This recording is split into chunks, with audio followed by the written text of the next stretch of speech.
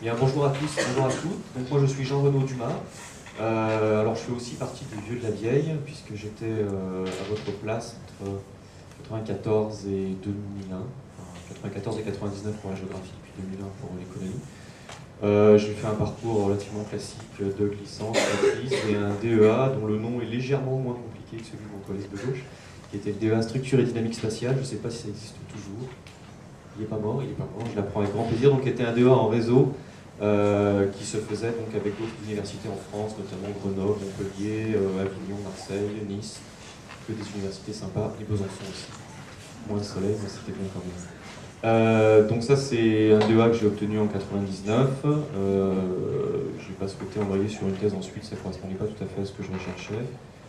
Je suis parti un an dans la nature pour essayer de trouver un stage un peu intéressant et un peu professionnalisant, que j'ai trouvé à la direction régionale de l'industrie, de la recherche et de l'environnement de la région Bourgogne, qui était donc une direction du ministère de l'Industrie, une direction qui existe toujours, vous allez voir. J'ai enchaîné après avec un DESS de sciences éco, qui me permettait de compléter un petit peu les connaissances sur, on va dire, sur les politiques publiques et la façon dont elles sont menées, qui était un intérêt que je me suis découvert en cours de route. Voilà, donc que j'ai obtenu en 2001, juste à côté en fac de sciences.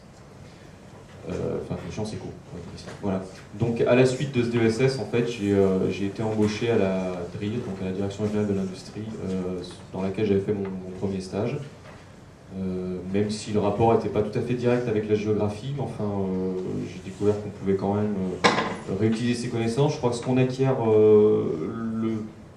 on va dire le plus rapidement en géographie, c'est une capacité à s'intéresser au territoire et aux interactions entre les hommes qui vivent dessus. Je crois que ça, c'est vraiment une des richesses principales de cet enseignement. En tout cas, c'est une des principales valeurs, je trouve, qui m'a été transmise par les enseignants, et je crois que c'est pas inutile actuellement, au jour d'aujourd'hui. L'autre chose que ça a apporté, mais ça c'est plus un choix dans mon parcours, c'est une rigueur plus scientifique.